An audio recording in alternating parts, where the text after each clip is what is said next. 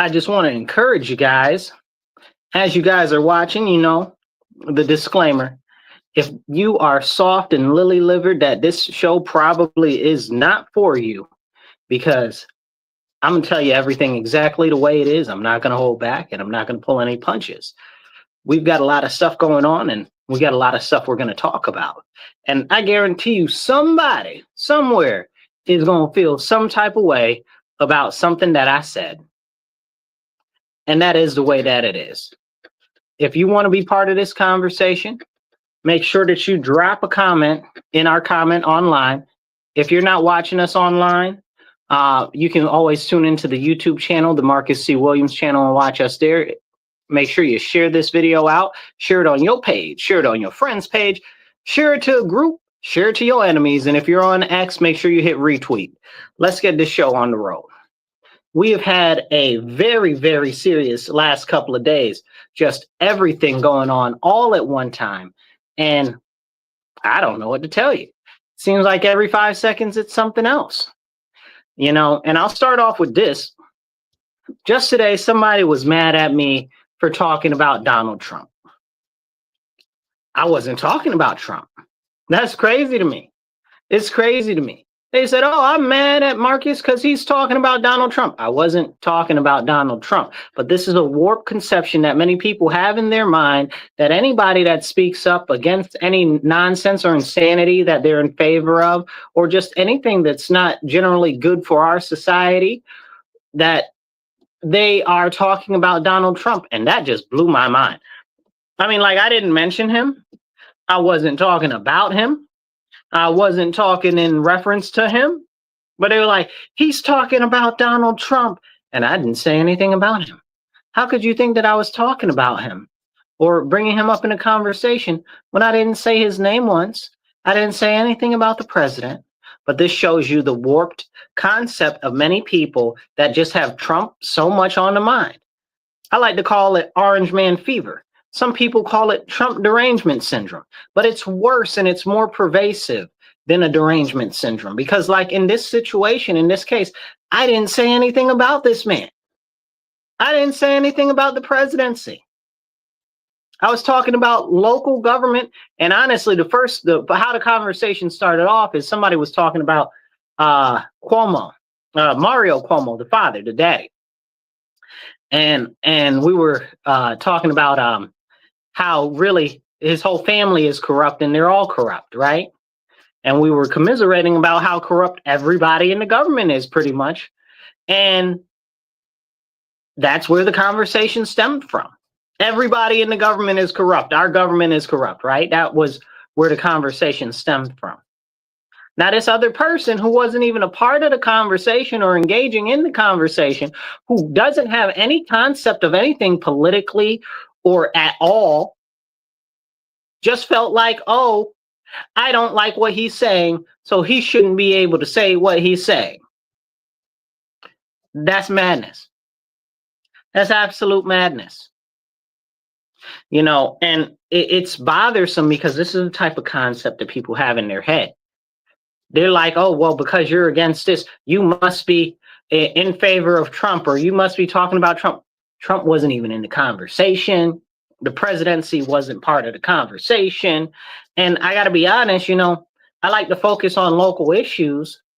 So I do a lot to avoid talking about Trump as much as possible, because I often feel like I should defend him, because people tell me crazy stuff and say, oh, how can you support somebody in this, that, and the third, and da, da, da, da, da.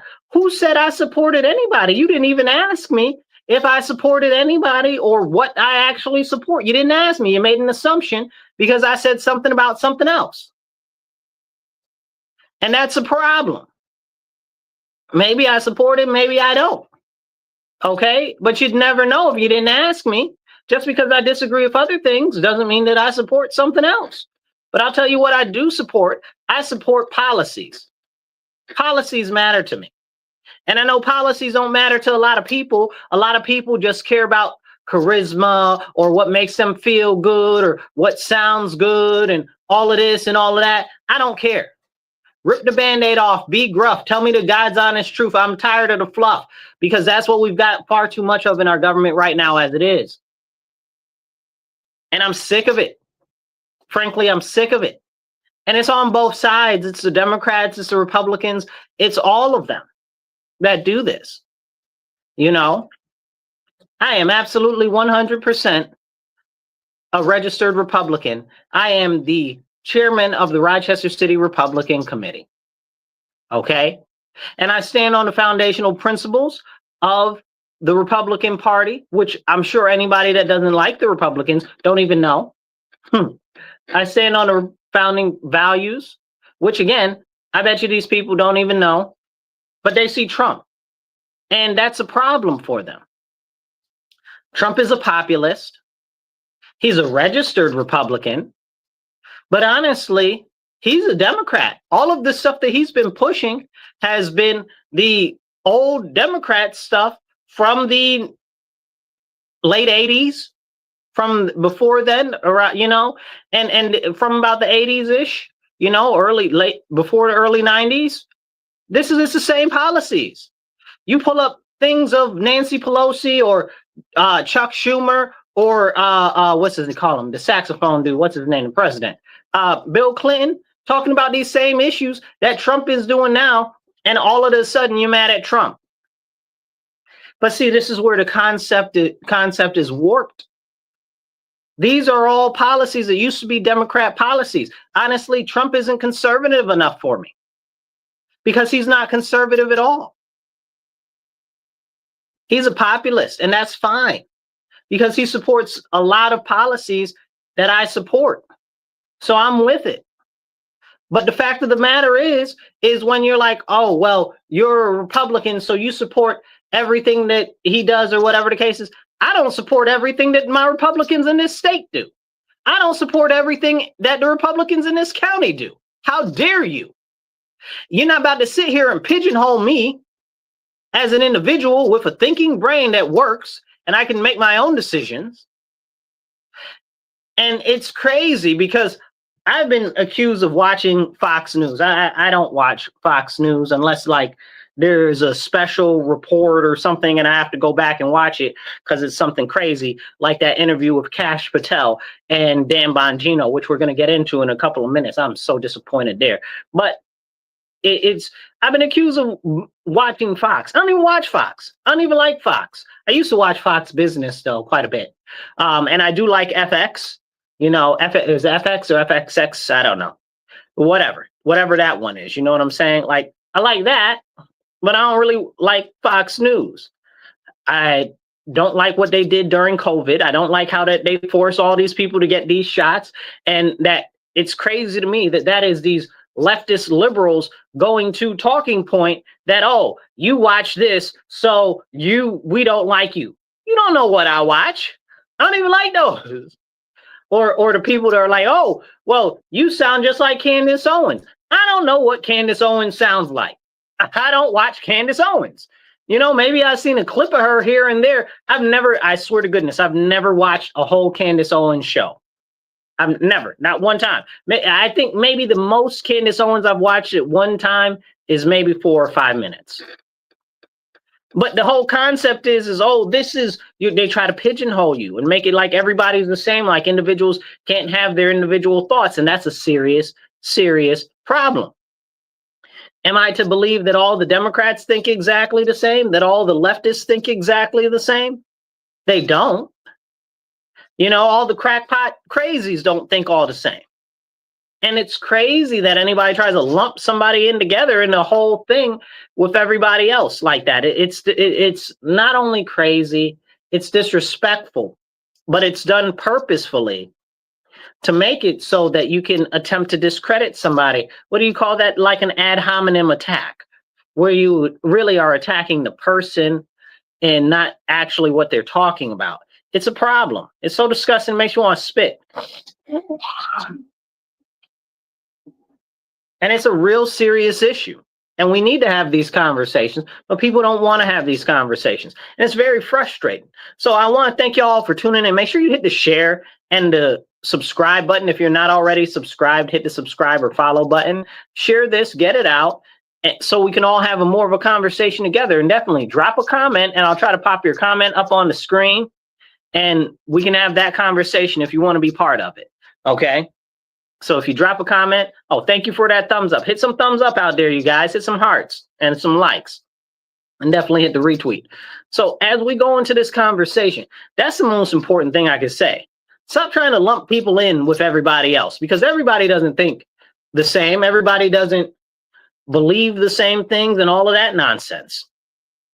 It's very, very, very, very concerning to me that it is not, I don't even call it tribalism. What it is it's teamification, largely on scale. If you're not a Republican, or if you're not a Democrat and the other person is, they don't like you because you don't like their team. Like it's the Bulls versus the Timberwolves or something. Like it's crazy. It's absolutely crazy. So when people start to try to have a real conversation or a real debate or anything about anything, people just shut off and shut down and try to discount them. It's like, what are you throwing the baby out with the bathwater, right? It's not acceptable, and it's deleterious. It's destroying our nation, that whole nonsense there. So now let's have a talk about Trump, right? Like let's talk about Trump, because this is a very interesting situation. I find it that Trump is doing a whole bunch of great deals across the world, and people are just don't even know what he's doing. He's got a ton of different investments from all across the world, promised to invest into our country, reinvest into our nation. He's made a whole bunch of peace deals and commerce deals and trade deals with other countries. And is he getting credit for any of that? No. Why? Because he is the enemy of the media. Why? Because he is the enemy of the Democrats, and because the Democrats control the majority of the media, and he's a good bad guy, right? Like he's gruff. He can be considered rude. Not that I consider him rude. Honestly, anybody that's ever called somebody rude, generally they're rude first, and then they accuse somebody else of being rude. That has been legitimately my life experience. I've never witnessed one situation where somebody was called rude when the other person wasn't rude to begin with. So it's interesting how he's not getting credit for anything, right? Nothing that he's doing whatsoever. Somebody said a couple months ago, about a month or two ago, so he could cure cancer tomorrow and they'd still be at him and wouldn't give him any credit for that. He brought this lady out of prison because he gave her a pardon, right? And she was in prison for drug trafficking or whatever the case was. There's a whole bunch of stories. I'm not going to dig into it today. I'm just using it to make a point, but you can go check her out. She's now his czar of pardons, right? So this black lady, he pardoned her from prison. He pardoned the black lady. Trump pardoned the black lady. Maybe I got to say that a couple of times so it sinks in, and y'all should look her up, because she had three times she tried to apply for a pardon under Biden, and he pushed it away. So it's really crazy. But Trump hired her as his pardon czar. So now she's working on pardons for a number of people throughout the country for different issues. And I bring that up because I hear tell that he's working right now on repealing one of the, I don't know if it's 100% a law, or if it's like a, a regulation. But it's like the one that makes it so that anybody that had a nonviolent felony isn't able to own a firearm. So he's working, apparently, and I don't know this for 100%, like he hasn't come out and said this 100%, but this is what the whispers are saying, is that he's working on making it so that people that have nonviolent felonies can own firearms again. That's a fantastic win. That's a fantastic win. And do you know how many Black Americans that'll benefit, who's had their Second Amendment rights stripped away for nonviolent felonies, right? And you say, well, Marcus, why are you talking about Black Americans? Simply like this, because all anti-Second Amendment, all firearms laws that try to make it so you can't own a firearm, all of those are based in racism. because they came out so that people couldn't own firearms that were black. That's why those laws were made.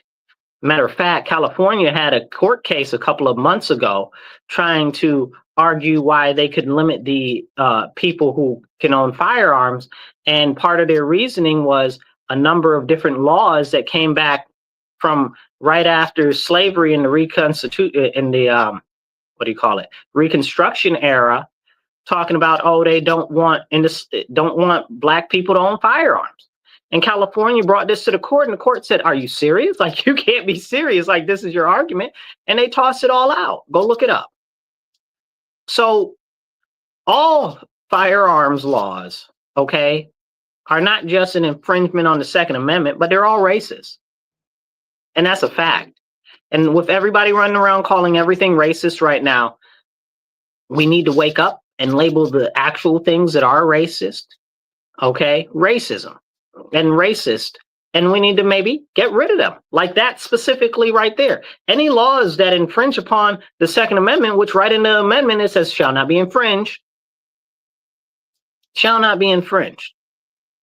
So I'd love to see that lady pardon a whole bunch of people and Trump get a whole bunch of people pardoned for that.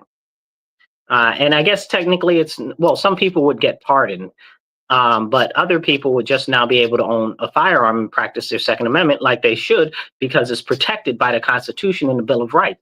The Bill of Rights does not give you, okay, rights. It protects your God-given rights, which is another conversation we need to have at some point, but a lot of people don't want to have. You guys, hit share, hit like, drop the heart. Okay, in the comments, if you could drop an American flag or a thumbs up or a smiley face, that'd be awesome. If you want to comment and be part of the conversation, drop a comment. We'll do our best to pop it up on the screen, and we'll put you in and make you part of the conversation. We'll talk about it on here. But like I said, all anti-Second Amendment legislation is based in racism, and it's period, point blank. So I'd like to see him work on that. Now, we just had over the weekend a ton of stuff happened, and we're going to get back to certain various wins, but we had a ton of stuff happen. IVF clinic got blown up, right? Allegedly, because they said that it was a car bomb. Let me tell you, I had never seen no car bomb look like that. Look crazy. Okay. And then the car even looked crazy that was left over. The whole thing looked crazy. Anyway, I guarantee you there's something up there. That is some slippery slime there. That's something else. It's something else. But anyway, so the leftists tried to say, oh, well, it was the pro-lifers that blew it up. Why? Why would pro-life people be mad and blow up something that's for making babies? You sound dumb, right? Like, all of that comes off of a faulty lie that was started in, I believe it was Mississippi, when a clinic did not secure their clinic appropriately, and somebody came in there and destroyed all the embryos. So there was a lawsuit against the clinic for not protecting the people's unborn children. So the state was like, yeah, you as a clinic need to protect your actual children's your actual clients' unborn children. And the IVF people were like, you can't expect us to protect people's investments. How dare you expect us to protect their babies? That's terrible. You can't force us to do that. So because now the IVF would have to hire security, they'd have to have more insurance, they'd have to do all of these things because they'd be liable if anything happened to the people's unborn offspring. They cooked up this narrative with the Democrats, who are always outside their mind on these type of situations when it comes to babies, because they like to murder babies. They do. That's what it is. They promote abortion, which is murdering unborn babies. Okay. And in New York State, you can murder a baby after birth. The whole thing is crazy here. And don't come here and try to tell me, oh, no, you can't. Oh, yes, you can. And that's a serious problem. And if you believe, oh, no, you can't, how about we pass a law that says that you can't? Since you believe that so firmly and you support that so firmly, let's pass a law that says that you can't do that. Huh. Put your money where your mouth is. You understand what I'm saying? Okay, so as we continue to have this conversation, I see a couple of people drop some comments. I'm going to get to those in a second. But I want to finish on this IVF clinic. So the crazies were out there saying, oh, well, it's the people who are pro-life that blew it up. No. Come to find out, which we already knew. We didn't need we didn't need to find out. We knew exactly who would do it to begin with. But come to find out that it is one of those pro-abortion, pro-baby murder people that blew it up, who has nihilistic tendencies. Now, we're going to jump into the nihilistic tendencies in a minute because that's a very important conversation that we need to have together. But it was a leftist that blew up the IVF. Now, we don't have any conversations about that. They didn't put that on the news. You can't even hardly find any articles about that. Why is that? Why isn't that being discussed? Huh? Hello? Anybody out there? You know what I'm saying? Like, why isn't that being discussed? Because it was a Democrat, because it was a leftist, because it was somebody that supports abortion that blew up that IVF clinic. We can't talk about it now. It's not on the news anymore. Like, it just happened 2 days ago. What happened? Like, that was Saturday. It's Monday now. Come on now. Let's hit these comments, and then I want to get into nihilism and what the problem is with that. Let's see. Who's talking here? Let's see. Kevin, I see you there. And then Harper, I can't read what you wrote, but I'm going to try to see if I can pull it up. So Kevin says, I talked to the mailman this afternoon about the Saturday afternoon incident where the RPD failed to protect and serve. Plus, I had to assert self-defense. And hold on, I got a phone call. Let's see if we can answer this phone call. Let's see how this works. How's this work? Hello. It didn't work. Hello? No. I tried it.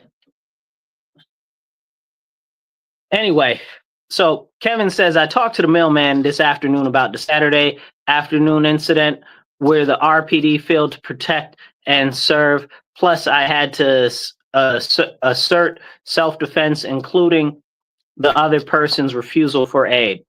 So Kevin's been dealing with a number of different issues. Guys, hit the like, hit the subscribe, hit the share button, okay, and drop some comments. Kevin's been dealing with some serious issues as it relates to public safety in his area and drugs and stuff like that. And we're going to jump back into Kevin's conversation a little bit later, but I want to cover some things. Thank you, Kevin.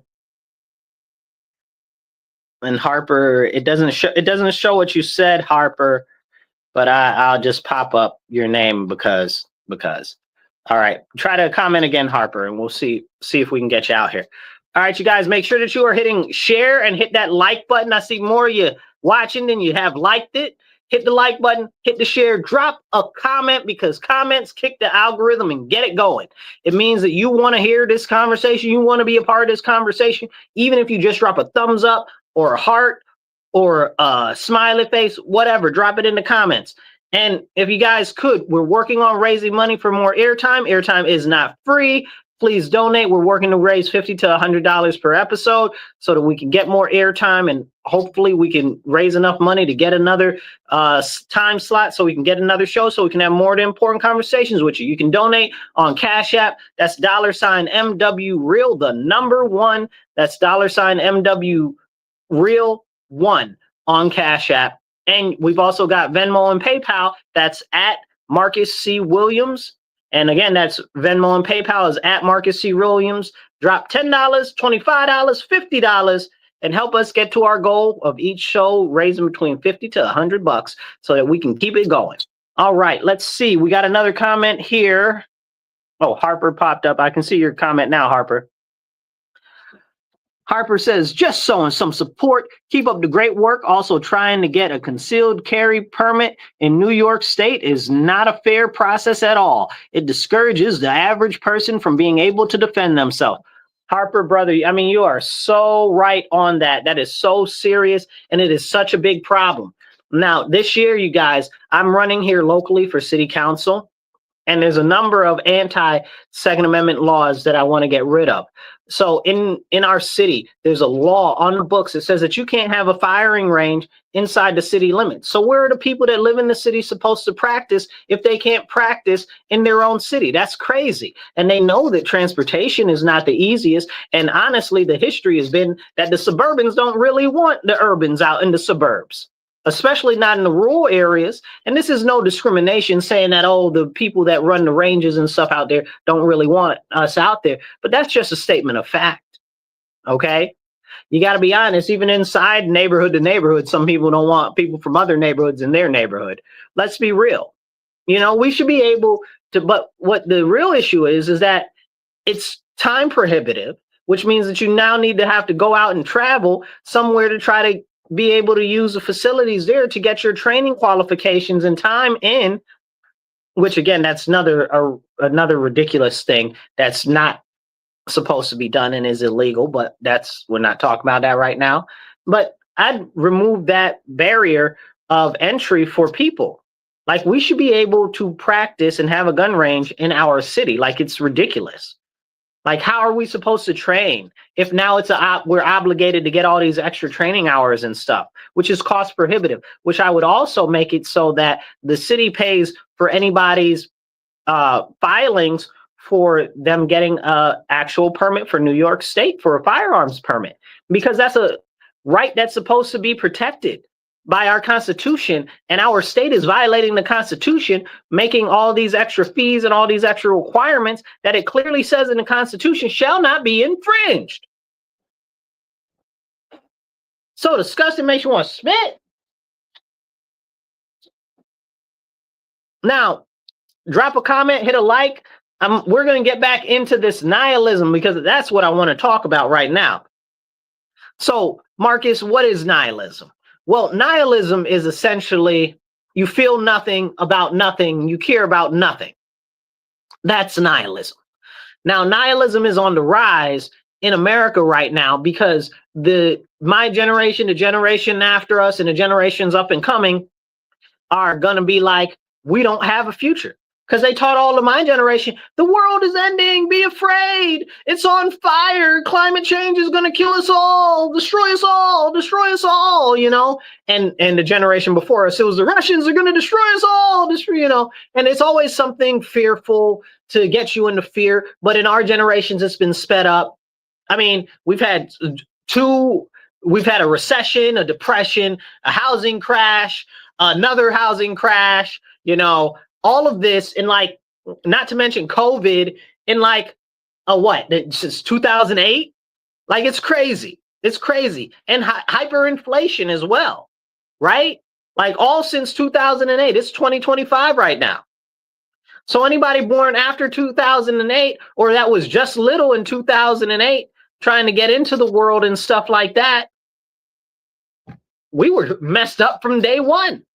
So it's no wonder that so many people don't see a way to the future when they're being told by the time we get to retirement age, there's not going to be any Social Security. By the time we get in another 5 years, we shouldn't have kids because the earth is going to be on fire because of climate change. And back in the 70s and the early 80s, it was just going to be ice age, nonsense. It's always been nonsense. But these are the conversations that we can't have. What they're doing is they're creating a situation where there is enough fear that people just give up. And it's complete apathy, which turns into nihilism, which is like, it started with this concept that you saw in millennials where they started YOLO, you only live once. I know many of you might remember that. And then it's just do whatever you want all the time because there is no tomorrow type of concept. And that's a problem. That's a serious, real problem, because then you get people that are like, well, if nothing matters, nothing matters. And then they're willing to do whatever because nothing matters. Honestly, where I live, that's why we have a lot of the crime that we have, because the youth don't see any opportunities for them or any ways to actually benefit themselves and actually get out into the world and have opportunities to thrive. They don't see that. So a lot of them have become nihilistic. But more than that, even everyday people have become nihilistic a little by little. It starts off with apathy, right? Like, people, they don't care anymore. So right now we've got a lot of voter apathy. Nobody wants to come out and vote because they're like, oh, nothing's going to change. I've been voting for years. Nothing's going to change. Everything is terrible. Orange man bad. Biden bad. Harris bad. Schumer bad. Johnson bad. These people bad. Those people bad. Everybody bad. Everything's terrible. I heard today, and I heard today, a lot of people were like, oh, everything's bad. It's not ever going to get any better. What are you talking about? Not with that type of an attitude. So what that type of an attitude leads to is nihilism, where people just don't care anymore. And when you get somebody that doesn't care anymore, they're willing to do whatever's clever because they feel like they can. And they feel like it doesn't matter because nothing matters. Those people are extremely dangerous and volatile. Some of you older people or some of you movie buffs, and maybe some of you AV kids, maybe you know the movie The Big Lebowski, right? Those people that were after him, trying to kill him, were nihilists, right? And their whole thing was they believe in nothing. So they're just doing all types of crazy stuff, like completely outlandish, because they do whatever they want, do whatever they feel like. And that's also a concept, like I said earlier, that's been pushed into the culture. And honestly, that's a tenet of Satanism. Do whatever makes you feel good. Do whatever you want to. That's Satanism. And that's been pushing our society by the music industry, by the media, by many government policies, impeding in the schools, removing Christianity from our schools and the justice system and stuff like that. Because do whatever you want all the time. Everything is fine. When you don't have a moral code, everything descends into chaos. And you'll say, well, Marcus, people can have a moral code without the Bible. No, you can't. No, you can't. You got to have some sort of ties. So now we get into ego, super ego, and id, right?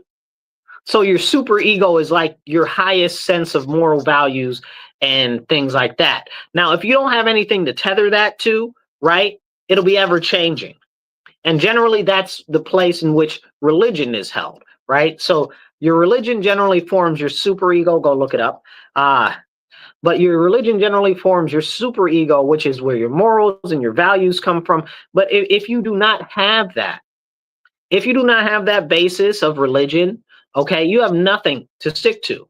It's moral relativism. It means that your morals will be continuously shifting and shading and doing whatever they want and changing with the times. And that's what we've seen already right now, you know, and it's a serious, serious, serious problem, you know. And people be like, oh, well, no, this is fine. And then they're like, oh, no, this is fine.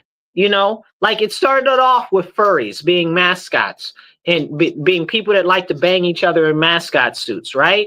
That's a little weird, but it's not completely insane, right? Like that's a little weird. Let's be honest, right? That's weird, but it's not completely insane. Now we've got people calling themselves furries that aren't actual furries.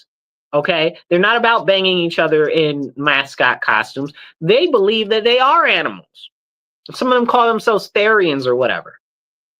And they'll tell you that they are an animal. You got to address me as my animal self, the sparrow and sparrow self. If you don't shut up with your nonsense, okay, again, that's that moral relativism. How do we get to that? Because we started with the furries, then we got to that, and people talking about their animals. Now we got them trying to popularize bestiality. It's a serious problem. And it's an ever-changing landscape and a shifting slope because we've gotten away from Christ and his teachings, and we've gotten away from the scripture of the Lord our Father in heaven. If you guys are not Christian, I encourage you to read the Bible for yourself and turn towards the teachings of Jesus Christ. Many of them right now are corrupted out here in society, like this hippy-dippy nonsense Jesus that they try to talk about all the time. That's fake. That's not real. Lorraine says, yeah, that's right. That hippy-dippy fake Jesus isn't real. Okay, that, oh, Christians should just let anything happen to them. They should be passive. They shouldn't stand up for themselves. They shouldn't defend themselves. That nonsense, that's got to go. That needs to be deaded, okay? Because I really wish that these people out here that got so much to say about Christians that aren't Christian, go shut up. Facts. I said what I said. If you're not a Christian, don't talk about Christianity, okay? And that goes along with you fake Christians that are all, oh, yes, alphabetism in Christianity, Jesus supports that. No, he doesn't. No, he doesn't. Do I care if you do whatever you want to do in your home, in your privacy? That's between you and your soul, and when you have to go meet the maker. You understand what I'm saying? Ain't got nothing to do with me. But for you to preach from the pulpit that stuff is okay when it specifically goes against the Bible, you're a heretic. And unfortunately, we don't burn heretics at the stake anymore. I'm not saying that we should. I'm just saying, well, maybe we went wrong somewhere, because clearly this stuff is insane what's going on right now. That's right, Lorraine. They think Jesus is some sort of a hippie, and he's not to be trifled with. You understand what I'm saying? That's a serious problem. We got all these crazy people out there trying to tell us what our religion is about, and it's not even backed up by scripture what they're talking about. They think that they swear that they know so much about Christianity, and they don't know nothing. Somebody tried to tell me, oh, well, you should let the Lord fight for you. Christians shouldn't be fighting. Shut the monkey's uncles up. Who the heck are you? And they quoted Exodus 14:14, I think it was, that they tried to quote to me. And I'm like, are you serious? First of all, you're cherry picking. Okay, you're cherry picking in that chapter, not more or less in the whole book. But on top of that, the situation is with the Bible. When it comes to the Bible is a treatise on war. Adonai is a man of war. Look it up. Okay, I start quoting scripture all day on here in relation to that. But the problem is that we get these people that want to try to say, oh, well, the Christians should be passive and stuff like that. Tell that to the Jews. Tell the Jews that they should be passive. Go tell them that. I double dog dare you. Let's see what happens. Tell that to the Muslims. I double triple dog dare you to tell that to the Muslims and see what happens. Christians are the only ones that they do like this. And we let them do that. We should not be allowing them to do that.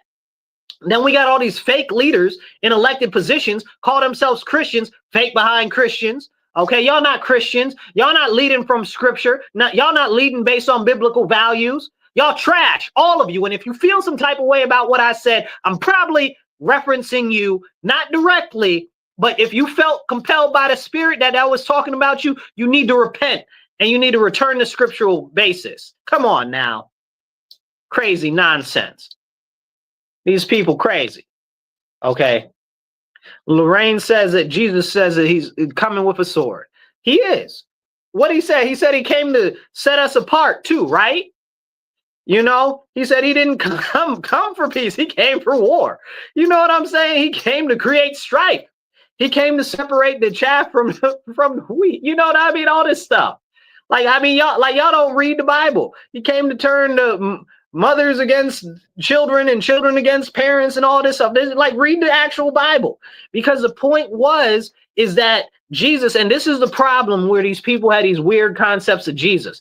They differentiate Jesus's teachings from what the Lord our Father actually said. Jesus said that he came to uphold the law, and he came to encourage people back to the actual teachings of the Lord our Father.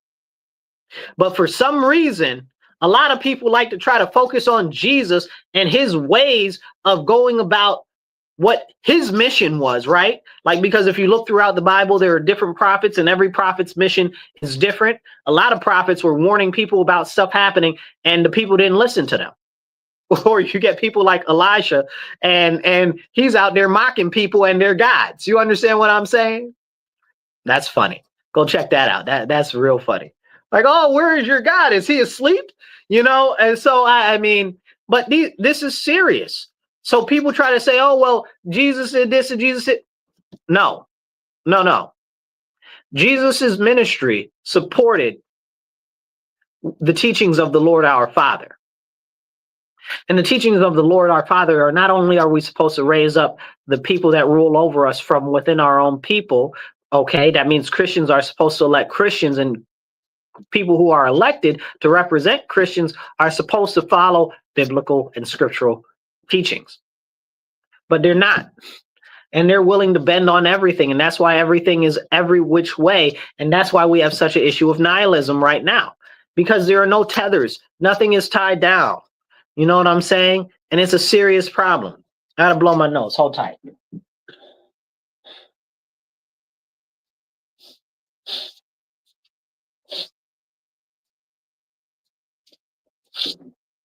It's dusty in here, y'all. Excuse me. But this is a bit of an issue that we need to have a serious conversation about, because when we started to move away from the Lord, then we started to lose a whole bunch of stuff. You look at the schools, You look at the breakdown of the family. All of this is tied back to when we started to step more and more away from the Lord our Father and his teachings. Can you make it make sense to me? Somebody got to make it make sense. But can we have that conversation? Now we got people out here, they just don't care. They don't care about anything. They can't be bothered. It's all whatever. And it's only like that because they're not tethered. There are no tethered. And it's also the reason why there's so much emptiness out there right now, because the emptiness that they're trying to fill, the void that they're trying to fill, is a lack of the Lord living inside of them, is a lack of the Holy Spirit. And because of that, that's why they're trying to desperately fill it with everything or nothing. It's disgusting, making one spit. But because these are the philosophies that are ruling our nation right now, it's one of the big issues of why we've gone so far. But we got to come back from it. And I would wish one thing, if anything else, that I encourage others to stand up and take action, that we start actually getting active, especially locally, because that's where we can make the real difference. Now, as we continue this conversation, please hit the heart button, hit the like. I see a ton of you watching. It's about 80 of you watching. I don't see 80 hearts and 80 thumbs up. Okay, give me some sort of a smile, a thumbs up, a caring heart emoji, whatever. Drop a comment. Drop a thumbs up in the comments, drop a smiley face, whatever. Let me know you're listening, and every comment helps kick the algorithm to get us out to more people so we can have more of this conversation with more people. And also make sure that you donate to the show. You can donate on Cash App, $MW Real, the digit 1, that's $MW Real, the number 1. And we also have Cash App and, we also have Venmo and PayPal. That's at Marcus C. Williams. So drop 5 there, 10 there, 25 there, whatever you can do. Now, as we have this very serious conversation about, honestly, the collapse of the integrity, the collapse and the eroding of the morals of our nation and the direction that we're going in, we have to understand that that has become what many people are saying is the woke mind virus, right? Where everything is permissible. Really what it is it's hedonism, okay? It's hedonism. Go look it up, okay? It's hedonism. People do whatever they want all the time, whatever makes them feel good. You know, we have formed the modern day cult of Dionysus. Immorality, perverse sexuality, hypersexuality, all of that. It's like it's the cult of Dionysus out here. I swear to goodness. It's insane. It's absolutely insane, and it's unacceptable. And it's doing our nation a disservice. It really is. It really is a serious problem, but we can't have that conversation because people don't want to have that real conversation.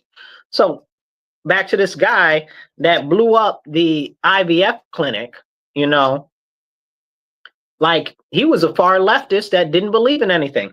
I saw this video. Let me see if I can. I don't think I have it saved. I'd like to play it for you.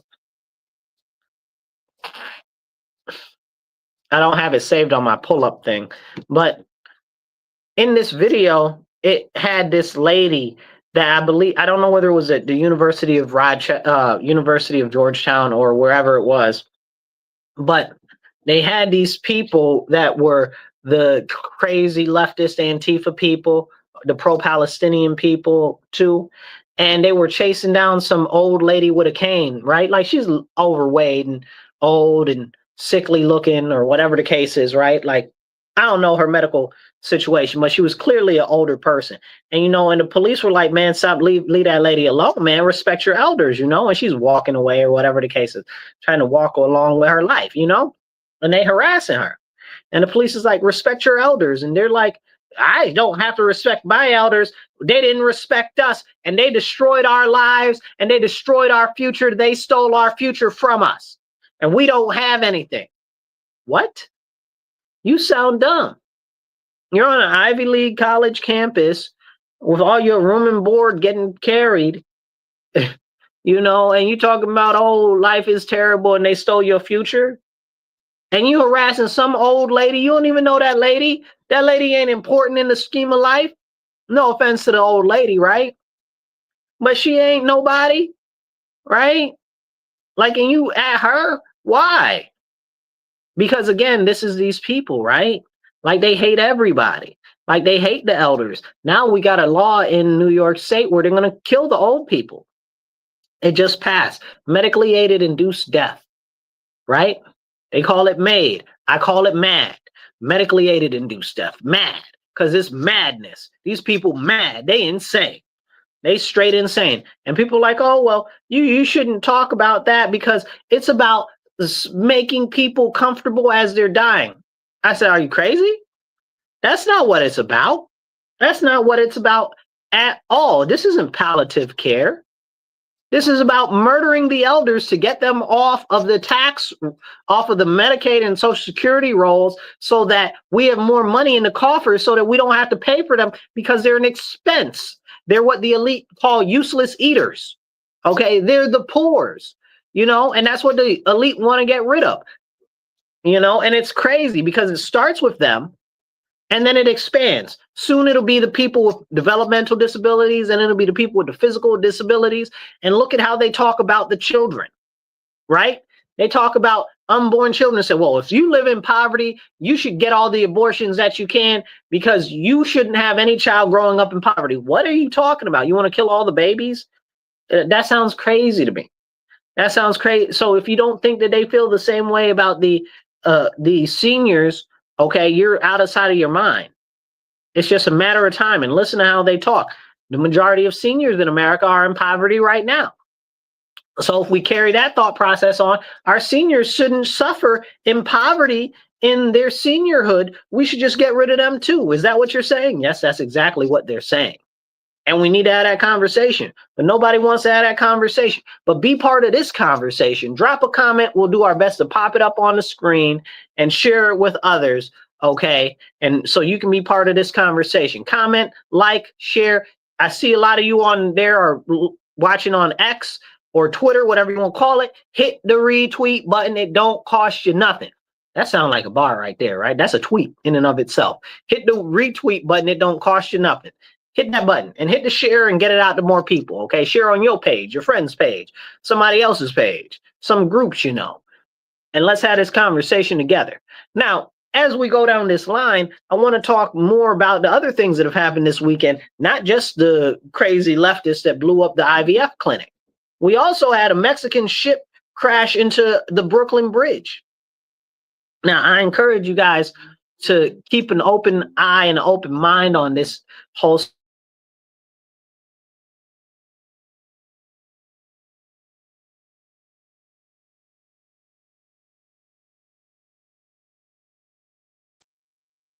I don't know what's going on, but we're having some issues with the Wi-Fi and the radio signal right now. I hope you guys are still catching me online. Hopefully the radio signal comes back in. I'm not sure what's going on with that, but I got a lot of thoughts. So discussing makes me want to spit. I guess they just really didn't want me to talk about what's really going on. You know how that works. They cut you off. You start talking serious, they'll shut you down. So we got that going on with our radio show right now. Sound like they're trying to cut into the line and all types of stuff. Crazy. So as we're having this conversation, I hope if you guys can hear me out there on the radio, please tune into the show. You can catch it on YouTube, the Marcus C. Williams channel, or find it on any of my social media platforms. But definitely subscribe to my YouTube channel, the Marcus C. Williams channel. But anyway, let the show go on, and let's hope we stay on strong. So as we have this conversation, let's talk about this Mexico ship crashing into the Brooklyn Bridge, right? Like the Brooklyn Bridge is a national monument, an infrastructure treasure for the United States of America, and they crashed a whole ship into it. Now, if you guys remember, not too many months ago, maybe about 6 months ago, when Biden was still president, maybe a little longer than that, they crashed into the Francis Scott Key Bridge, and that was done by China. Now, if you remember what happened during that, people were like, oh, the boat was just veering off of course. It was doing crazy things. The lights were going off and on. It was almost like it was being autopiloted, all types of stuff. And then it crashed into the Francis Scott Key Bridge, one of the most notable bridges and infrastructure projects in our nation. Francis Key wrote the Star Spangled Banner. Like these are important things. Not only are they representative of important things, but they're actual important infrastructure projects and waterways. So now we got a ship, a Mexican ship.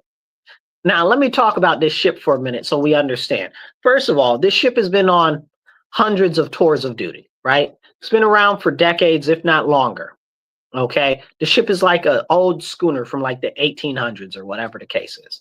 Looks like, right? It's got all the three masts, the big masts and stuff like that, and the big sail flags and stuff like that. Not, what do you call the sail flags? Sails? Sails. They're called sails. The big sails.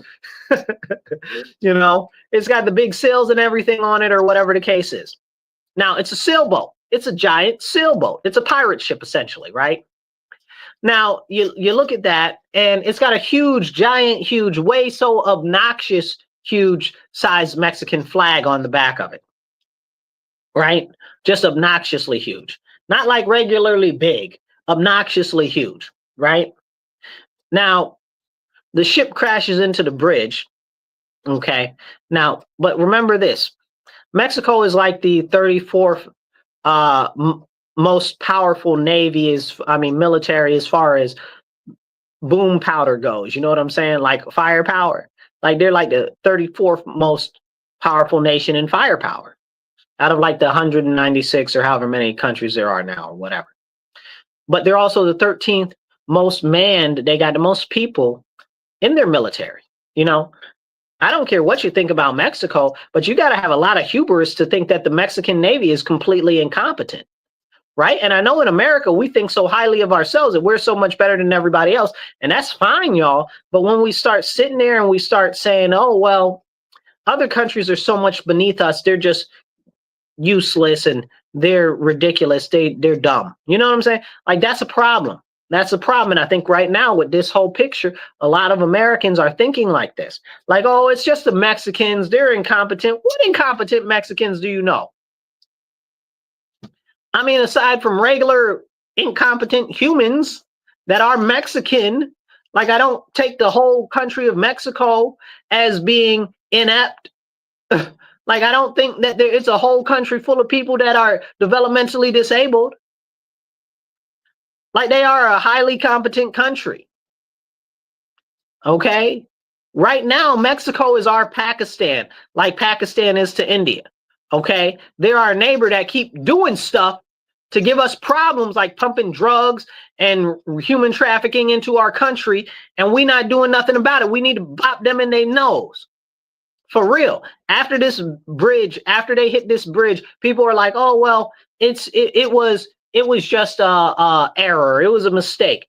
It was a mistake. It was an error on this boat that's been doing these tours of duty for decades, if not longer. You know what I'm saying? Like it was a mistake. And they're like, oh, well, it lost the auxiliary power to its engine. It is a sailboat, people. It is a sailboat. You mean it don't got no anchors? You mean these people don't know how to do different stuff with the mast, hoist the main line and all of that stuff? Like I'm just shouting out stuff. That ain't what you're actually supposed to do. But you know what I'm talking about. Like they're sailors, like they know what to do. They know how to pilot a ship, like this crazy. You mean that they're that inept? I don't believe it. Not even for a little bit. Not even for a little bit.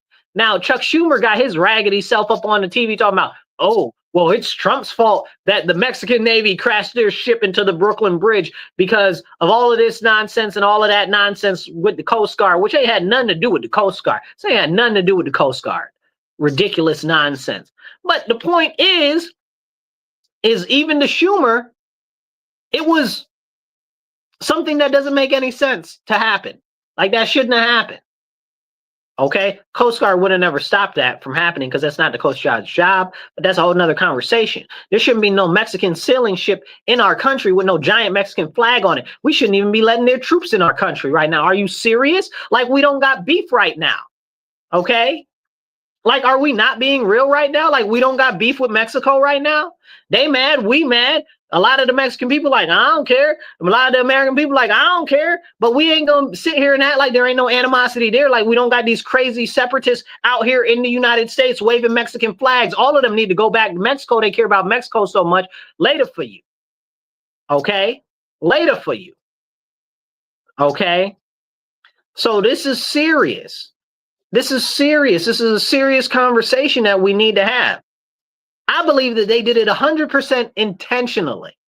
Okay, intentionally. And people are like, well, some of the Mexican sailors died and there wasn't that much damage to the bridge. But it could have been.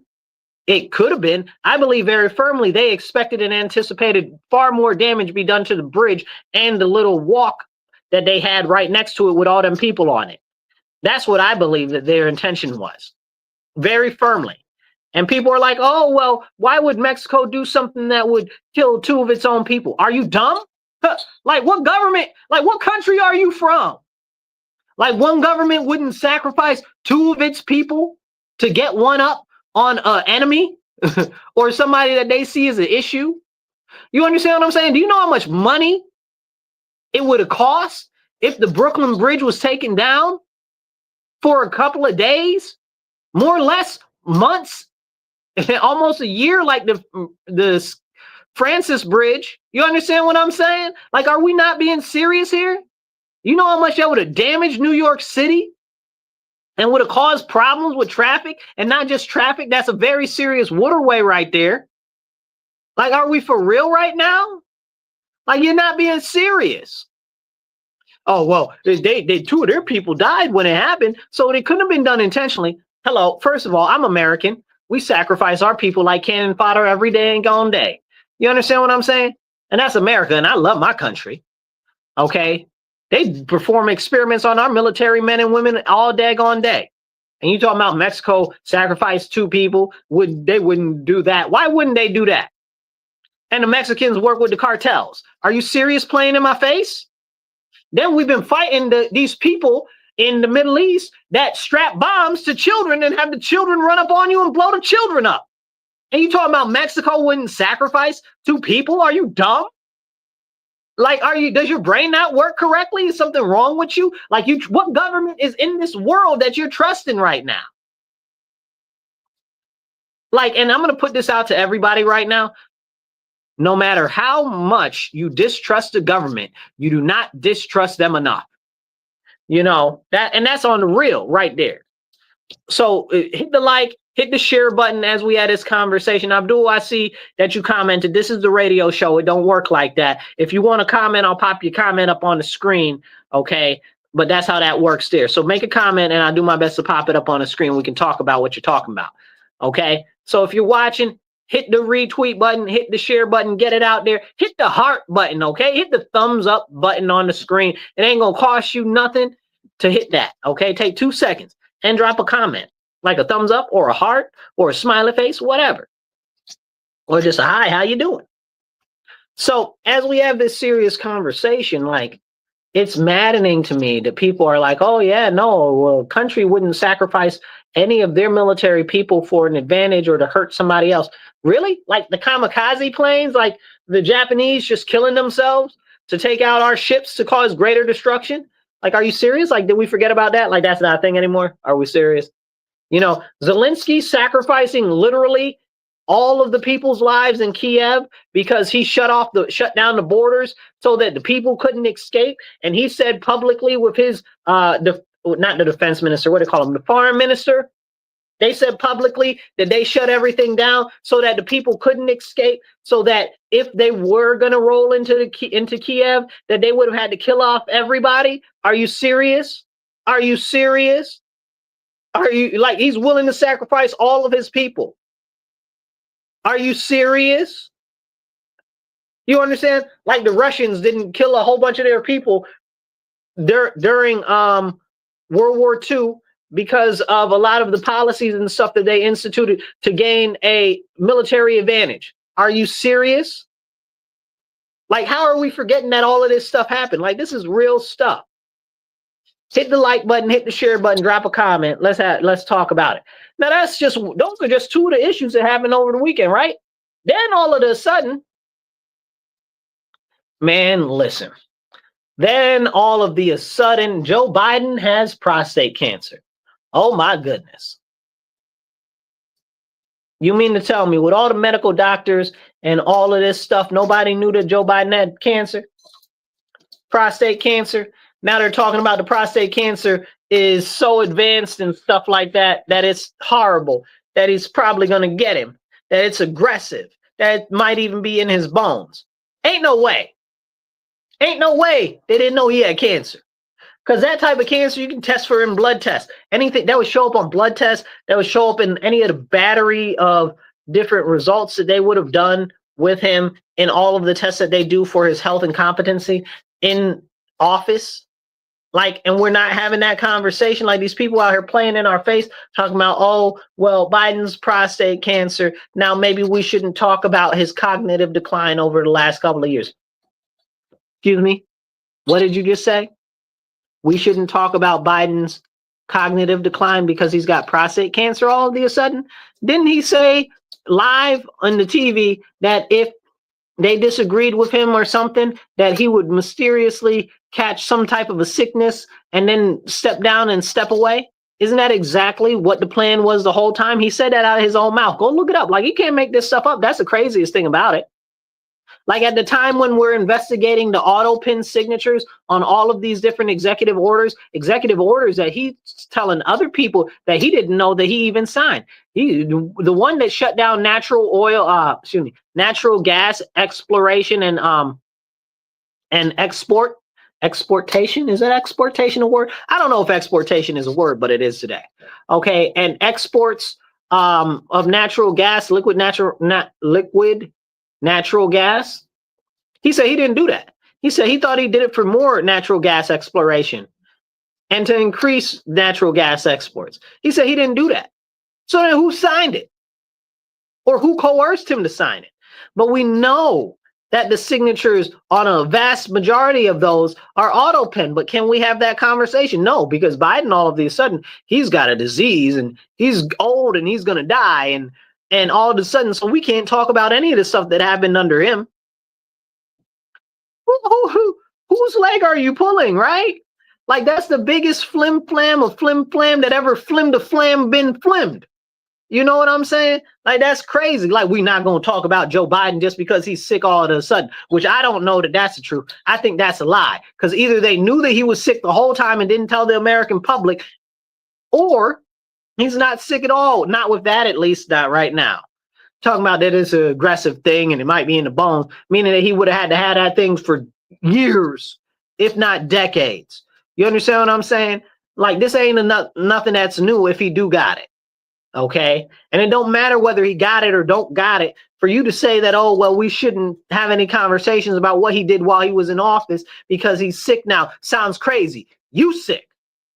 You are sick. You're sick in the head. Okay? And I'm not about to participate with your psychosis. Sound crazy, right? Now that and that's just three things, right? That's the IVF clinic was blown up by a crazy leftist. Then we had the Mexican ship try to destroy the Brooklyn Bridge. Then we had Joe Biden catches prostate cancer all of a sudden magically. Then we got freaking Kash Patel and Dan Bongino on the news talking about Epstein killed himself. What? What do you mean Epstein killed himself? Kash Patel and Dan Bongino got up on the news. It looks like a hostage video, okay? Talking about Epstein killed himself. I'm so sick of Dan Bongino and Kash Patel, and I love me some Kash Patel, okay? I'm so sick of them. And then they're like, oh, well, people are like, well, why aren't we doing more or whatever? And they're like, well, what do you call them? What is it? Oh my goodness. When you run out of time to file a charge, oh my goodness. Limits, what is it? It's called something limitations. Oh my goodness. I forget it. But anyway, you only got a certain number of years to file certain things. Why is it slipping my mind? It doesn't matter.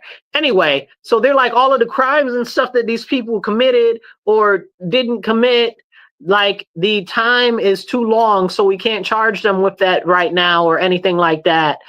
What? I want to see people go to jail. I want these people in jail. Statute of limitations. Thank you, Kevin. Statute of limitations. That's what it is. Thank you, Kevin. Yeah, I want them in jail. What are you talking about? I'm not trying to hear nothing that you're talking about. Statute of limitations is over. I want people in jail for all of the old folks that they killed during COVID. Okay? I want people in jail for that. I want people in jail for what they did to the January 6th prisoners. I want people in jail for that. And people will say, oh, well, the January 6th prisoners, they're horrible, whatever. Listen, I don't care what you feel about them specifically. Okay. And even if I was to agree with you, which I do not, okay, the quality of conditions that they were kept in is inhumane and unacceptable. And y'all be the same ones talking about, oh, the January 6 people are terrible and they should be treated whatever. Y'all be the same people that be like, let all the prisoners out of jail. Y'all be the same people be like, oh, well, the correctional officers are mean to the prisoners. Y'all the same people. So I'm not trying to hear nothing y'all got to say, because y'all ain't got nothing to say constructive in the conversation. That's real. Nothing. Y'all got no value add. So Cash for telling them, talking about, oh, well, the statute of limitations is expired, so we can't do. I don't care. I do not care. I do not care. These people need to be punished. Okay? I'm not trying to hear nothing that you're saying. You're telling me there ain't gonna be no justice for none of this? And then they had the nerve to start talking about Crossfire Hurricane, which was the investigation into Trump, which was the Russian collusion, the big Russian lie that never was and was not true or whatever. Okay. And they're like, oh, well, we're releasing files about that. I don't care. I don't care. These people shut down my business in New York. I want them in jail. I want their heads on pikes. Okay. They shut us in our houses. They made us go and show vaccine passports like it's Nazi Germany. I want them in prison. Honestly, I want them executed. But for real, you can at least put these people in prison. Like, are you serious? And we got all these people in the streets screaming about fascists and fascism and stuff like that. Gonna act like they weren't the ones supporting them, turning in their neighbors on Thanksgiving because they got more than 2 cars in the driveway. I will not be lectured by these people on fascism. We got totalitarianism right here in my city right now. They got it where you got to check your ID to get into a neighborhood in my city like it's a freaking East Germany. Are you serious right now? Are you serious? And you going to talk to me about fascism? You need a slap. You know? Like, and the only reason why I don't give out slaps is because I don't want to go to prison.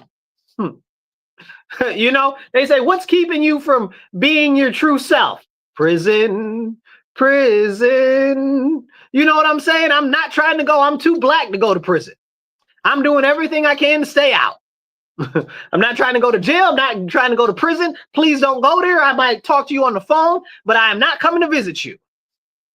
I'm trying to stay as far away as possible. Okay? It's crazy. You gonna tell me that none of these people going to jail? Y'all need to go to jail. How about that? How about that? You're not putting nobody in jail. You need to go to jail. What you mean? If you're not going to do what's necessary, you useless to me. Talking about, oh, well, we're going to go after the child predators and stuff like that. You ain't going after no real child predators. Don't start arresting these people on Epstein's client list. You ain't really doing nothing.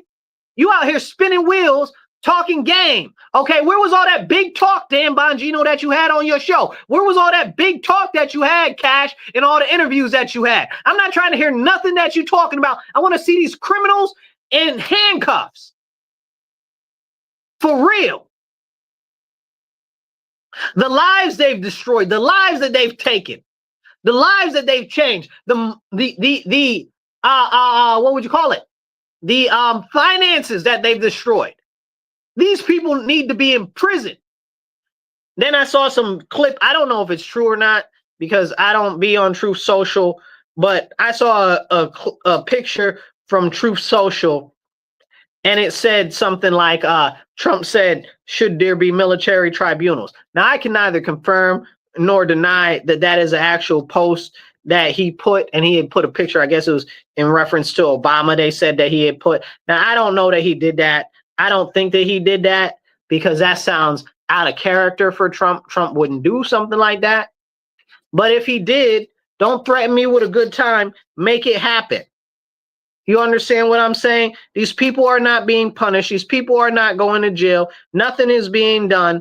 And all that's happening is our citizens that have been suffering continue to suffer, and nobody is getting justice. Nobody. And you telling me about some statute of limitations? Change the statute of limitations then. What do you mean? The Democrats do it all the time. They done made up new laws just to accuse Trump of being a felon. You understand what I'm saying? If they want to make up new laws, we need new laws. And you guys, if you know me, you guys know I'm not about expanding the government or creating no extra laws or anything like that. So I must really be some type of way on this type of issue right here. Okay, because you telling me that the people that are the true criminals are getting away with everything and nobody's being punished? You understand what I'm saying? Maybe the whole government needs to be turned over and tipped over just like a teapot of spoiled tea. Sick of this, man. I'm sick of this. Okay, don't play in my face. They've been playing in our face. Now ain't nobody going to jail. Chuck Schumer, what's the frick is his name? Adam Schiff, ain't none of them going to jail. Are you serious, bro? Cuomo, he ain't going to jail? Like, are you serious, bro? Like, none of these people are going to jail that did all of these atrocities. Like, legitimate human rights violations. Like, are you serious? I'm so frustrated. I'm beyond frustrated because I'm upset, right? I feel some type of way. It's like the people on the internet. Yeah, I guess Trump did put this up there. I'm looking at his Truth Social right now. I went to check. And it says, all roads lead to Obama. Read Truth if you want public military tribunals. Absolutely. I want these people executed on the spot. You tripping. Okay? You tripping. War crimes and crimes against the American people. I want these people executed. There's no two ways about it. And you telling me they ain't even going to go to jail? Cash? That's what you got to tell me? I pray to Jesus and the Lord our Father in heaven that I catch you in the next couple of months outside so I can talk to you. Because I got some words for you. I love you, bro, but we need to have a personal heart-to-heart conversation. For real. Because if I don't start seeing people go in prison, it's going to be a problem. Same thing with when Trump was in there the first time. He's like, Hillary's going to go to jail. We're going to lock her up. I guess technically, I don't think I've ever heard him say that specifically, but he did encourage those types of chants and stuff like that. And then when he got in office, he's like, oh, well, I thought that it wouldn't be good for our nation if we locked up a former president's wife. No, absolutely. Lock up these treasonous cretins. And I don't care what none of you got to say about nobody, but there's nobody from either party, Democrat, Republican, Independent, or anybody that should be carrying water for Hillary Clinton. That is a horrible human being. Okay? Horrible, horrible bad person. Like, she's bad. Like, look at what she did to Haiti. Like, bad. You don't know what she did to Haiti? Look at what the Clinton Foundation did. Look at all the properties that they bought up in there. Look at why Haiti's Haiti now. Look at why it's messed up like it is now. Okay? Don't get me started. I've been talked about Haiti all day long because I really got to bug up my butt about Haiti. That whole nonsense that they did down there. You know that they gave Haiti cholera. Cholera had never been on the island before, and the UN was there, so-called doing humanitarian aid, and they put a whole bunch of poo-poo water, because cholera comes from poo-poo water, into the stream where the people in Haiti got the water from, where they draw water to drink, and a whole bunch of people in Haiti got cholera. Go look it up. Like, you can't make this stuff up. Like, that was intentional. You mean to tell me that you don't test the people to see if they got diseases before they get transported from overseas and stuff like that? If I was to believe somebody was sick with cholera and they made it and it came in the poo-poo water, that's one thing. But honestly, you probably poured it in there and poisoned them people intentionally. And even if you didn't pour it in there and do it to them intentionally, you knew that the people were sick and you had them poo in the water intentionally because you didn't care about them to begin with. I got a lot to say about it, and y'all know I'm America first, and I could care less about any of the other countries in the world. But the fact of the matter is I'm not about to sit here and ignore what happened like it didn't actually happen. So, but I mean, they're talking about they're not putting nobody in jail for nothing. I want people put in prison. Then Trump got the daggone nerve. I hope I catch him outside too, because I need to have a conversation with him about a couple things. Okay, namely that. Don't promise me no military tribunals. Don't act like you're going to do no military tribunals and there ain't no military tribunals.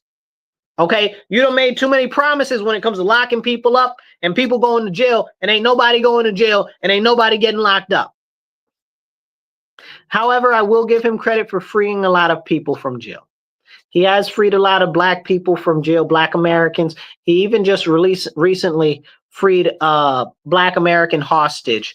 And, and it was crazy because Trump did that and Biden wouldn't do it. And the guy's whole family was like very strong Biden supporters, but Biden wouldn't help him or anything. And I guess I don't know whether it's his sister or his cousin, like the whole family was up and having a fight over it because she was dragging them because Trump brought, I guess she's the only Trump supporter or whatever the case is. And he brought her brother or whatever he is, cousin. I don't remember which one it is. It's not important, but she was mad at the rest of the family because they didn't support Trump. And she's like, look, he brought our family back. You know what I'm saying? Like, and this is a black man, but that didn't even get any news coverage. Because again, Trump could cure cancer tomorrow and it don't matter what he does. Nobody cares, because bad orange man bad, it's orange man fever. These people got it and they got it bad. And it clouds their judgment. It clouds their thought process and all of that. But those are 4 things that happened right over the weekend that are real crazy. What else happened that we didn't see? That's what I really want to know. All of that sounds like a lot of distraction. That means to me that something crazy just happened and we're missing it all. Those are a bunch of big, huge distractions on very serious levels. And that means that we're missing something. That means that they're using that to hide some information or some event that just transpired over the last couple of days from us. And I don't know what it was, and I wish I could figure it out. And if I figure it out, I'm definitely going to bring it to you guys' attention. But it's crazy to me that all of that stuff just magically all happened all at one time. And I haven't been able to figure it out what else is really going on or what they're really hiding from us. But I guarantee you it's something somewhere. Because that's how they work. It's all distractions. And let me be clear here.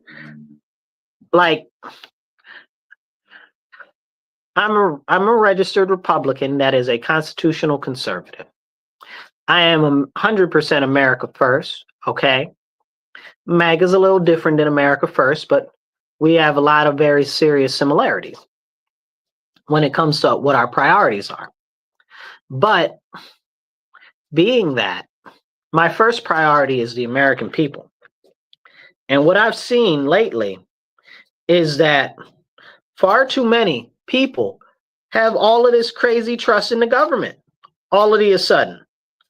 And it's crazy to me because the government is and has always been not in favor of the American people. That's why there have always been so much strict restrictions on the government, limiting the government's power. We need to shrink the government. The government needs to be so small that it can fit in my hand and I can crush it if I need to. That's how small the government is right now. It should be right now. So disgusting, make you want to spit. But this is the problem. Everybody's all so teamified. So whoever's in the office, that's who they support or whatever. If it's Trump, then they support Trump. If it's Biden, they support Biden. If it's whoever, they support whatever. But what's going on right now is tragic. It's absolutely tragic because we've got bills, a bill like this big, beautiful bill. I'm not a big fan of it, right? Because of certain stuff in there, it increases the debt. That's a big thing. I'm not for that. Okay, I'm not for them raising the debt ceiling or doing any of that either. So that's a big problem for me. That's a no. But also, the Democrats have been talking about it like, oh, it's going to cut 13, they said earlier. And I told them, I asked them to justify that for me. Show me it in paper. Show it to me where I can find that, And they couldn't. They wouldn't, So they're like, oh, it's going to cut Medicaid for 13 million people. 13 million illegal aliens? 13 million illegal aliens. That's who it's cutting it to. Can you talk about that? Can you say that? Tell the whole story. Don't tell the lie. It also includes the no tax on tips in there. That's in there. Like, can we talk about that? No, but you're talking about, oh, it's gonna save money for the wealthy. Really? It's gonna save money for the wealthy. But the other day, Trump was up there talking about tax the rich, and y'all didn't want to support Trump on taxing the rich. Explain it to me like I'm 5, why you didn't want to support Trump taxing the rich, and then you got the nerve to come out and talk about, oh, well, the big beautiful bill increases, cuts taxes for the rich. But Trump was just trying to raise taxes on the rich, and you weren't having it. So you're talking out two sides of your neck right now. And the bill doesn't actually do that. And again, already I done told you I'm not with the bill because it raises the debt ceiling and it creates more debt, and I'm not with it. Okay, so this is a serious problem. But these Democrats are out here talking crazy and lies and misrepresenting everything because they want you to be mad. They want you to be in fear. They want you to be scared. They want you to be concerned. They want you to be off kilter. They don't want you to be able to be stable or think stably and be of stable and present mind. It's fear porn. That's what it is. It's fear porn, and people are becoming intoxicated and wrapped up in it. It's crazy. Somebody dropped a comment. Let's see what we got. Kevin is talking about I tried to handle the Saturday situation in a manner similar to a crashing of a car, though no car was involved.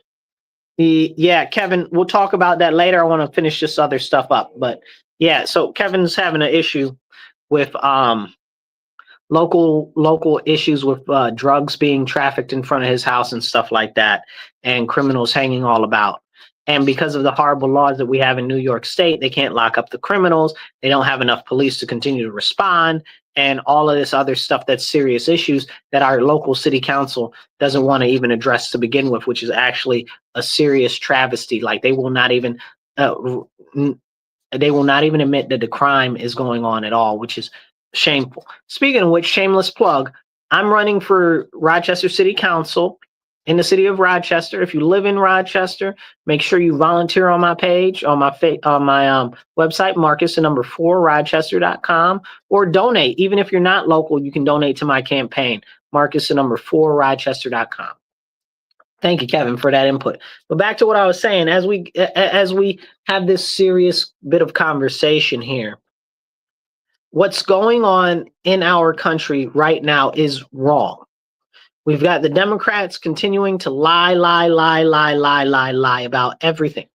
And you'll say, well, Marcus, but you're just saying that because you're a Republican. Absolutely not.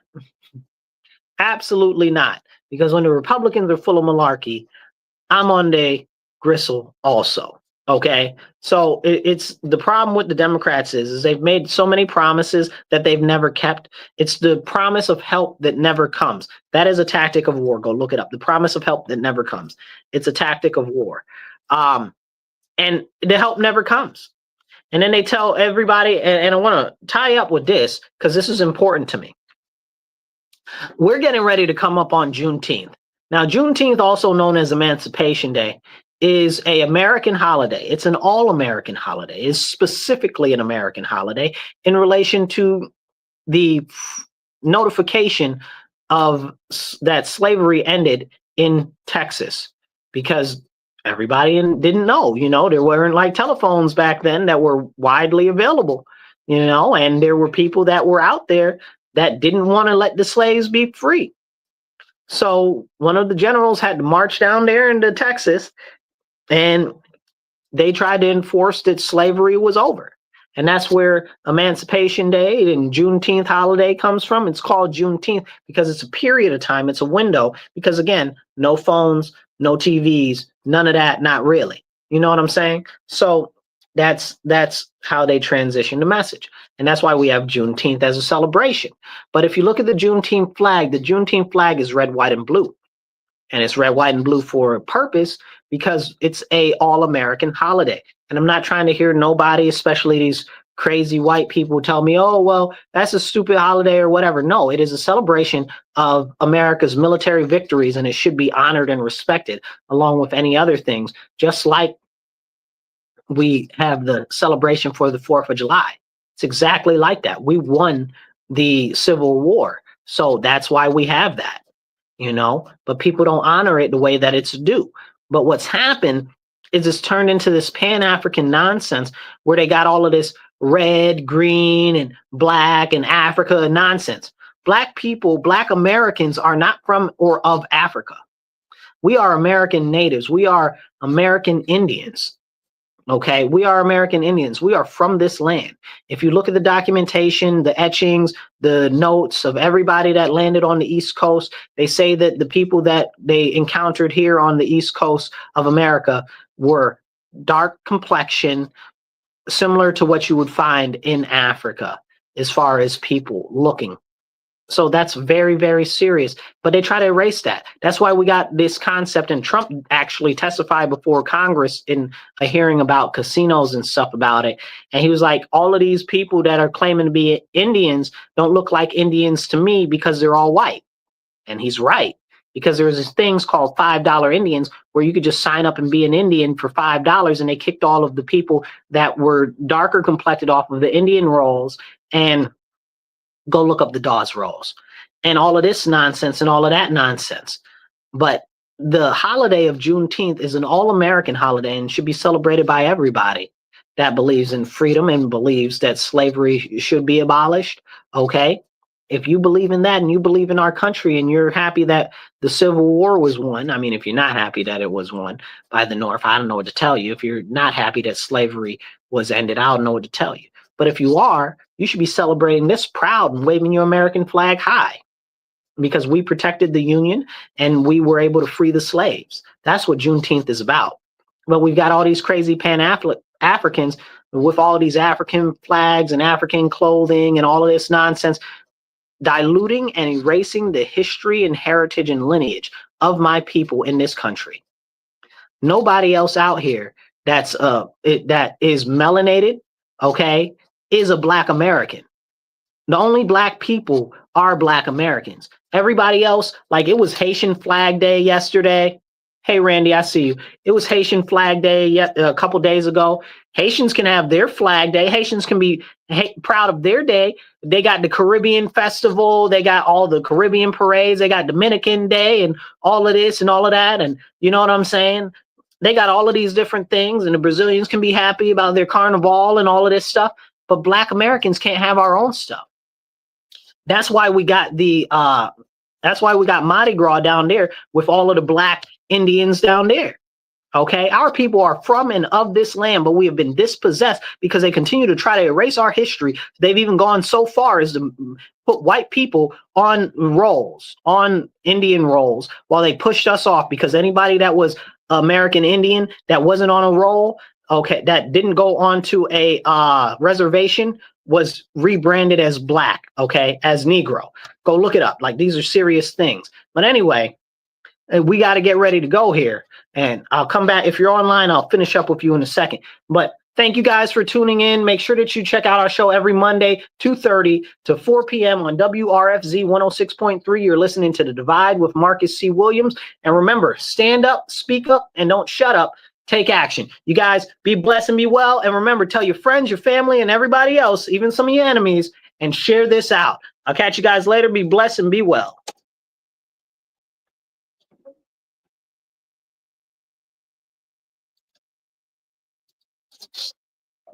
All right, you guys. So as we were continuing this conversation about Juneteenth and Black Americans, okay, what's going on right now is they got all of these Pan-African people trying to erase the history of my people in this nation. And it's unacceptable because Black people are like the last of the Americans left, because most of the white Americans, what will be considered, have been here from settler times. Most of them have been erased or bred out. Maybe in the backwoods of West Virginia, there's like 5 left. You know what I'm saying? So this is a serious situation. Black Americans are the last of the Americans that are left. That's it. And it's real. So when we talk about American history, it is Black history. You know, and then everybody's like, oh, well, the immigrants and this, that, and the third. We're not talking about that. I don't care about the immigrants. Okay, I don't care about all the people that came here after. I'm talking about my people specifically and our ties to this land. You can talk about you're from Ireland or England or Italy, wherever you're from. That's fine. But this is about us. This is about my people and how they keep trying to tell us that our people are from Africa, and we ain't got nothing to do with no gosh darn Africa. Are you out here telling the Chinese that they from Africa? Are you out here telling right? Because it's the out of Africa theory. Well, everybody comes from Africa. Get a slap. Get a whole slap. You know what I'm saying? Like, are you serious? That's what we're not doing. Black Americans are the, and this goes into the next part, Black Americans are the only blacks in this world.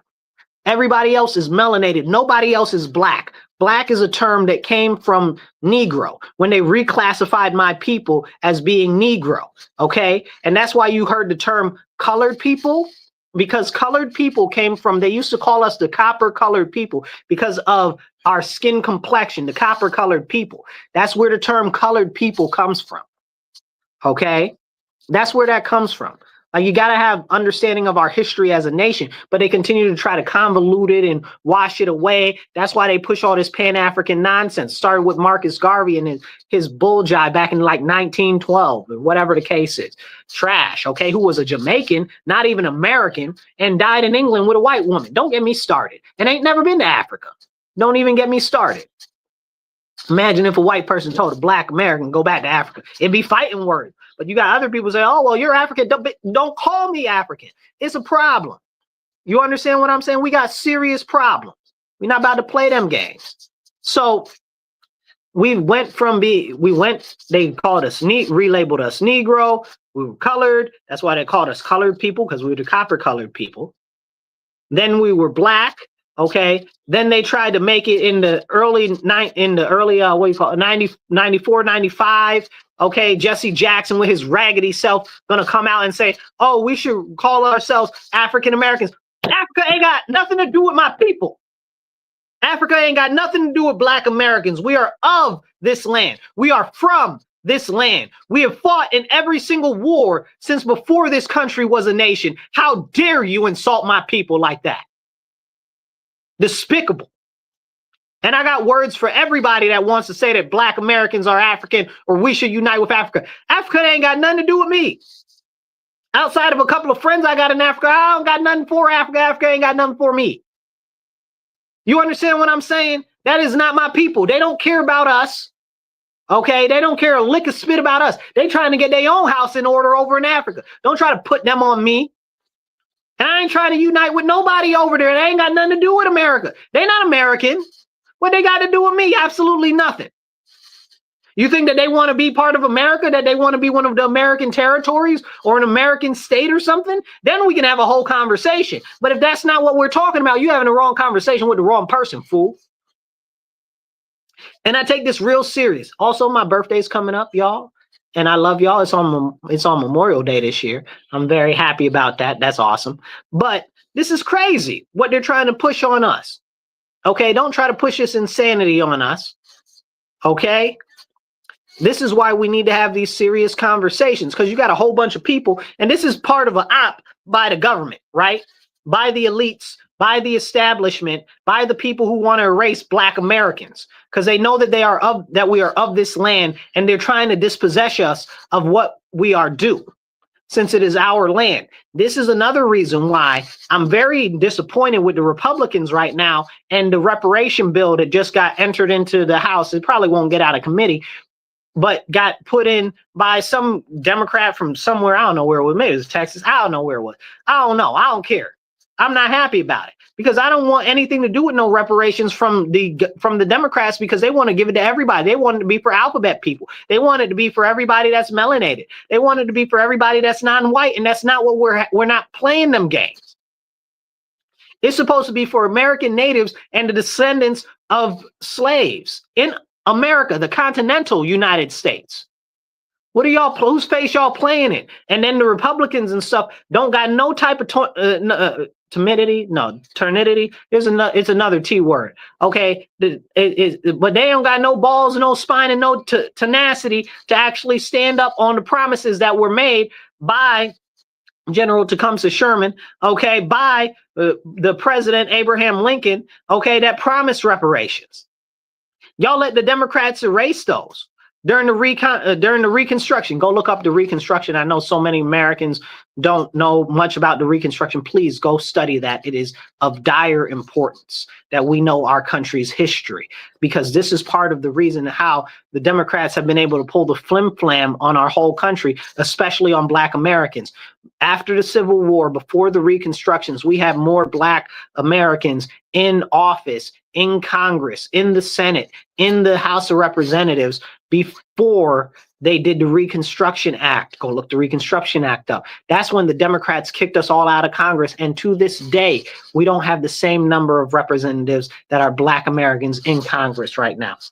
Then they got these fools that ain't even Black Americans in the Black Congressional Caucus. Y'all got a Jamaican running the Black Congressional Caucus. Are y'all out y'all rabbit behind minds? You know what I'm saying? Made me feel some type of way. I almost said something. You know, like, are you out your mind? Like, they not Black. They don't have affinity for our people. They care about their people. And rightfully so. I'm not mad that they care about their people, but don't be mad that I care about my people. America is my country. I ain't got no other country. I ain't got nothing to do with no Caribbean, no South America, no Africa. America. That's it. There is nothing else. And I'm not trying to hear nothing else from nobody else about nothing else. Stop trying to dispossess my people of our heritage and our lineage. And that's what I got for you. That's my final thought for today. And I'll catch you guys later. Remember, get active locally. Now is very serious. We got a lot of campaigns going on across the country this year where we need conservative and traditional values restored in leadership on the local level. We just lost a lot in Texas the other day, where we had a whole bunch of bills that were great bills that should have been passed, that were good, strong, traditional, foundational, conservative bills that should have been passed. They were trying to get rid of property tax for Texas. That should have been passed. They're trying to get rid of crazy alphabetism stuff pushed in schools.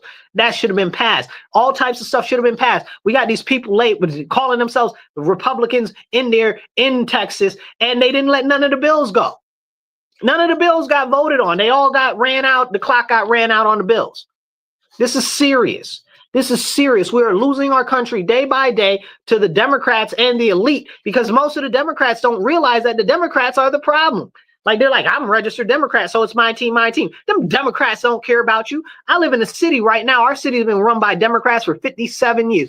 57 years our city's been run by Democrats. Half of them are Black, okay? Look like me. You understand what I'm saying? I shouldn't say half of them are Black. Like,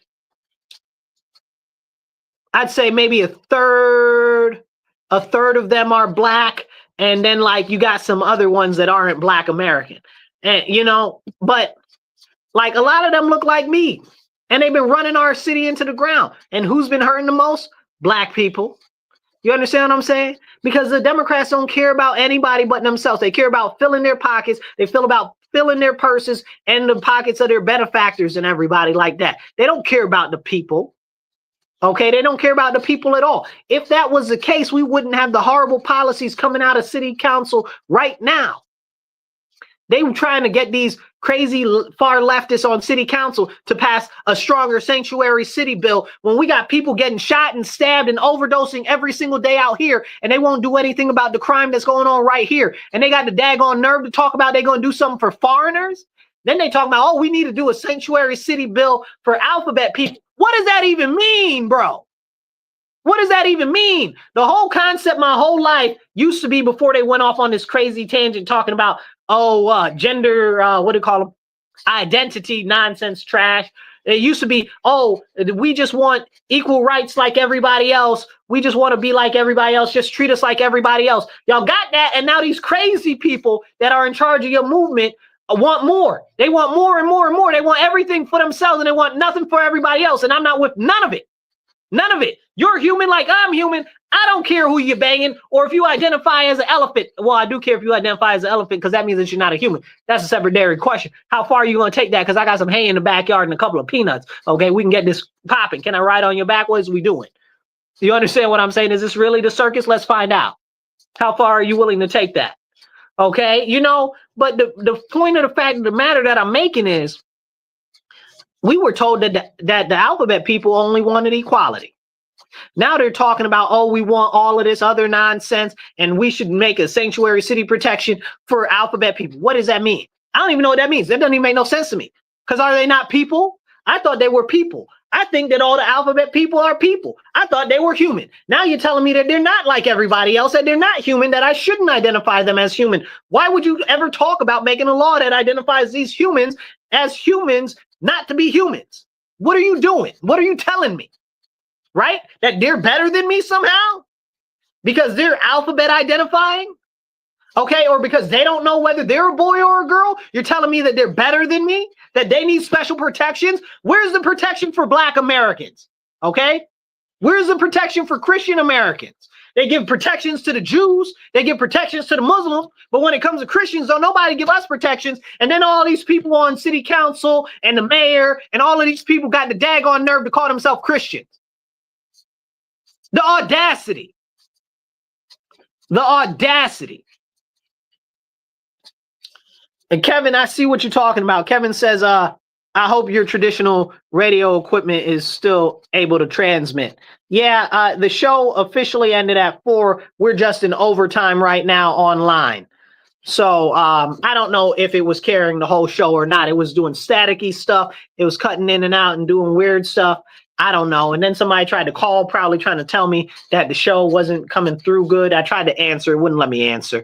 I don't know what's going on with that. But we're here and we're online and we're talking about this nonsense that they're doing with the Sanctuary City bull jive. When we got people getting shot, stabbed, killed, run over, cars stolen, okay, children kidnapped every single day in our city. Every single day. And you're talking about you about to put in protections for illegal aliens and alphabet people? Where are our protection? When are you going to put these criminals in jail? Where's the protection for the victims? Where's the retribution for the victims? Where's the restitution for the victims of these crimes and these criminal acts? They don't care about us.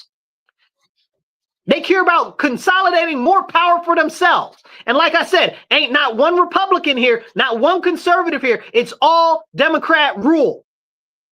All Democrat rule. Not one and nobody else. So the only issues that we have that are issues that have been brought by these people. Come on now.